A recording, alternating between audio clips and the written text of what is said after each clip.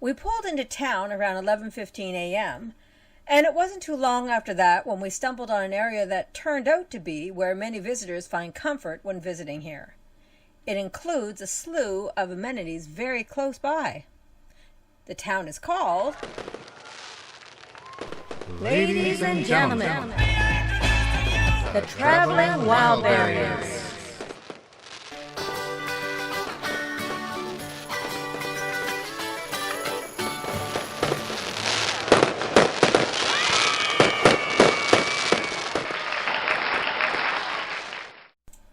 Canmore, Alberta. Canmore is an absolutely beautiful little town about an hour away from Calgary. It is nestled in the arms of the majestic Rockies and has a Bow River running right through the downtown area. We couldn't ask for a better spot to park. The beautiful view of the mountains, something that is quite common no matter where you are in this town, and the many amenities to boot.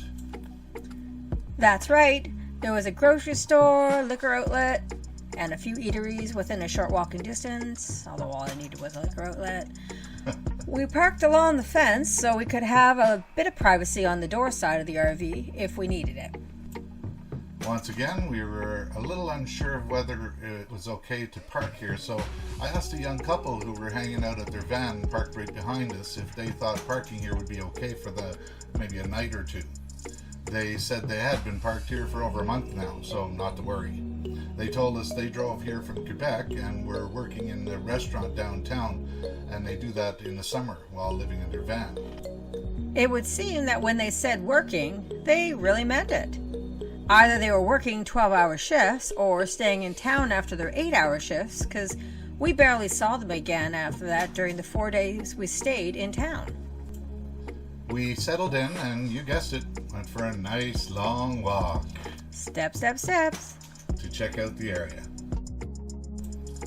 We noticed a whole row of RVs and another one of those vans all parked facing the train tracks. When we drove into town on the first visit, we must have missed it, as we went straight past this section and only saw the back end of the town where we went for that epic bike ride in that beautiful mountainous area. Let's just say we are kind of glad we have this revisit, as we would have missed a lot. Speaking of missing a lot, we certainly missed this fellow. He sits on the path as you walk into town. Kat decided she was going to have a word with him. She never did tell me what she whispered. And I never will. We sauntered around town checking out the shops and the various churches and so on, and then finally, there it was, only the second place we found that sells beaver tails in this whole trip. We both find this somewhat surprising since we thought they were much more of an iconic Canadiana kind of thing, like Tim Hortons. But I guess not. Anywho, after Ken got himself his usual cinnamon sugar beaver tail, we continued on with our exploration of the town.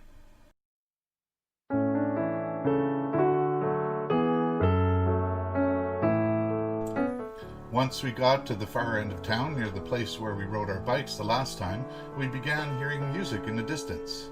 So, as we have been doing from day one on this trip, we let our feet bring us to where the music was coming from.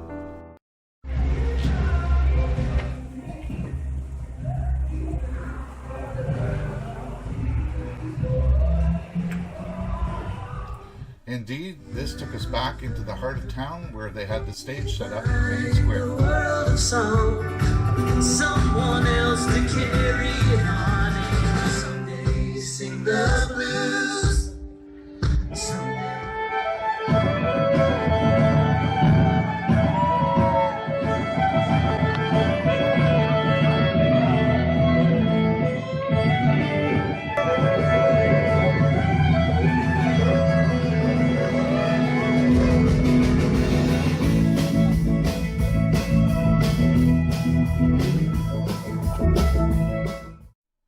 We listened to the live band as we milled around checking things out in that immediate area. As you can see from many of the pictures and video taken in this town, no matter which building or direction you point your camera, you generally end up with a beautiful mountain peak as part of, or all of, the background. It really is a beautiful place, no doubt. We capped off the evening in this area listening to the music and exploring a bit. And that was it for day 1 in Canmore. Day 2, basically all we did today was walk back into town and explore all the little shops. There was music coming from the various bars and restaurants and terraces, and plenty of very nice art pieces to explore in the shops that line the streets.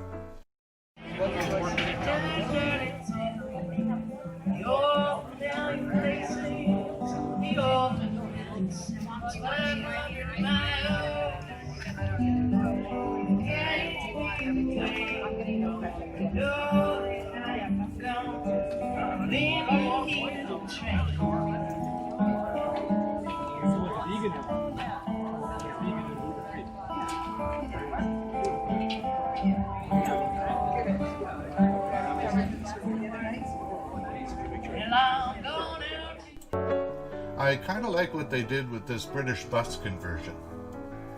And this was something we were seeing for the very first time. It appears that it's a bike repair station, which includes all the tools and implements one might need to do an on-the-fly bike repair. It is set up in such a way that it can be used as the holder while you work on the bike itself as well. And then, once you're done, there is a pump included to reinflate the tire if you needed that too. Kind of cool.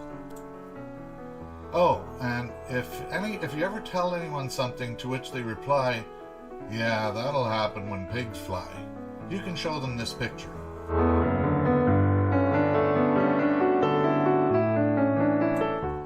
There was a lot of really nice art pieces and paintings in the various shops. Yeah, we both agreed that if money wasn't an option, we would probably have bought several paintings, carvings, and various other works that we saw around town. Yes, there were a lot of them that I really liked. We went back to the RV for supper and then came back into town in the evening for another walk down the paths along the edge of town. And that was just about it for day 2.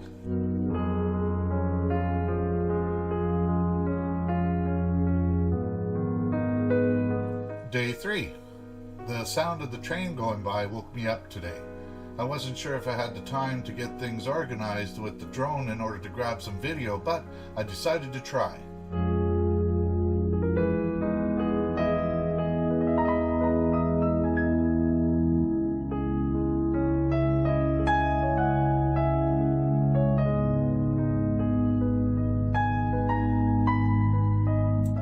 I threw myself together, grabbed the drone, and raced outside.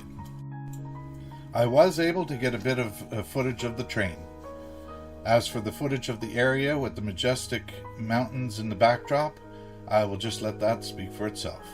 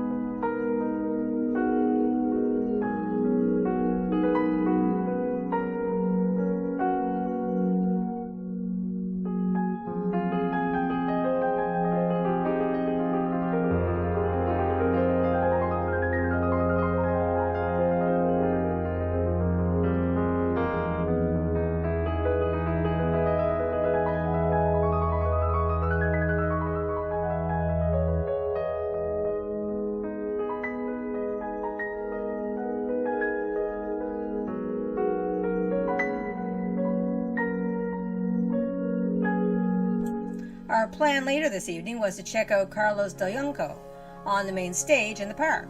But other than that, we figured we would simply saunter around checking out the arts and shops yet again.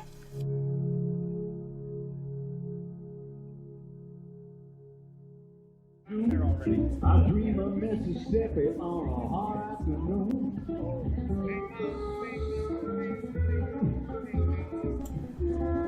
After listening to a song or two, we decided to find a restaurant and have dinner. We opted for Chinese food as a choice of menu, and ended up in a place called the Famous Chinese Restaurant on the other side of town. After dinner, we headed back to the RV. Day 4, today, was hanging out at the beach day. The forecast was hot, so we decided we would head to a local lake on the outskirts of town, which we spotted on the map. We got up very early with the idea that we would go position ourselves in a great parking spot with easy access to the path leading to the beach, and then, if we felt the need, we could go back to sleep for an hour or 2 or 3 before heading over to sit on the beach. That worked out well, because sitting on the beach at 6 in the morning would have been too chilly. Plus, by the time we had brekkie and were ready to head down to the beach, we noticed that the parking lot was practically full. We headed down to the beach around 11ish and spent the whole day hanging out. The water was very cold, but Ken was determined to try it out. One quick dip and I decided to leave the rest of the swimming to the kids, who didn't seem to care one bit how cold the water was.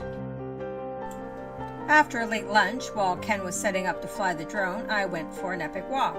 Steps for me, steps for me, steps for me. Around this huge park, which is actually a dog walking park. What an amazing, beautiful area. It was a wonderful little, relatively speaking, lake/quarry, nestled in it and amongst the mountains. According to a plaque located at the edge of the lake, this area was once a mining area and was slated to become a housing development after they were completed mining. But the community and the Rocky Mountain Heritage Foundation stepped in to stop the development and were able to keep this area as a park instead.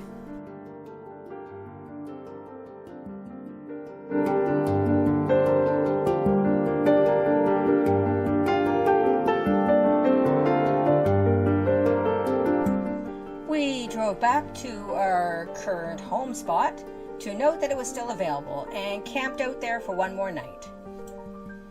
In the morning, we were off to find a place to dump the tanks and then check out a city that we had not had a chance to see on the way in on the first leg of this journey. So be sure to come back to visit that place with us. Ciao for now.